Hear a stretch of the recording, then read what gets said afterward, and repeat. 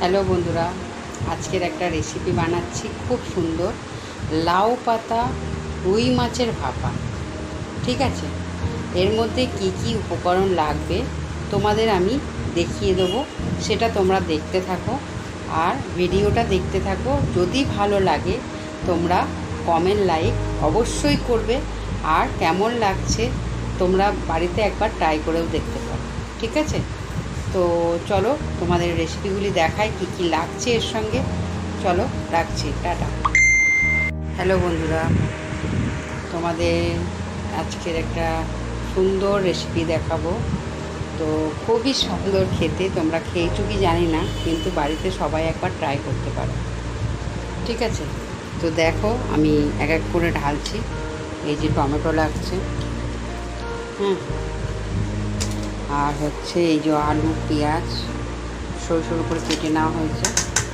ঠিক আছে, ওই রেসিপিটা বানানোর জন্য এইগুলি লাগছে। ঠিক আছে, তো আর হচ্ছে এই যে ধনে পাতা কাঁচা লঙ্কা এই যে দিয়ে দিলাম। খুবই সুন্দর সুস্বাদু একটা জিনিস, এটা তোমরা একবার বাড়িতে খেয়ে দেখো, খুবই খুবই ভালো লাগবে। এবং যারা রেস্টুরেন্টের খাবার খাও তাদের কাছে এটা অমৃত খাবার মনে হবে। আমি ট্রাই করেছি বাড়িতে। আমি এর মধ্যে হলুদ দিয়ে দিলাম।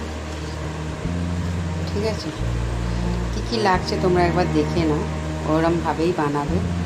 আর মাছটাকে দেখেছো নুন হলুদ মাখিয়ে রেখেছি, বেশি হলুদ দিলাম না, এটা মাপের মতো। আর নুনটাও দিয়ে দিলাম এই যে পরিমাণ মতো, যতটা যে পরিমাণ খাও বা যে পরিমাণ সবজিটা দিচ্ছ সেই পরিমাণ মতো দিয়ে দিলাম নুনটা। আর এই যে কাঁচা সর্ষের তেল এই যে দিয়ে দিলাম।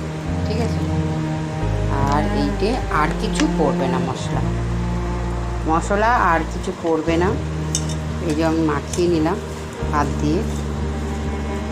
ঠিক আছে, হাত দিয়ে মাখিয়ে নিলাম। একবার তোমরা শুধু বাড়িতে ট্রাই করে দেখো জিনিসটা, দেখো মনে হচ্ছে যেন রান্না হয়ে গেছে। তো এত সুন্দর, কাঁচা মরিচ তো দিতেই হবে। কেউ যদি পারো, কেউ যদি মানে ভালো মানে দেখতে লাল লাল টুকটুকে এরকম হবে, তাহলে সামান্য লঙ্কার গুঁড়ো দিতে পারো। কিন্তু যারা একদমই লঙ্কার গুঁড়ো খাও না তাদের জন্য এইটা খুবই ভালো। আমরা খাই, কিন্তু এইটাই আমার যেন মনে হয় ভাপাটা, মানে আমার লঙ্কার গুঁড়ো ভালো লাগে। ঠিক আছে, আর এই যে এবারে এক এক করে আমি লাউ পাতাগুলো একটু একটু ওয়েট করো,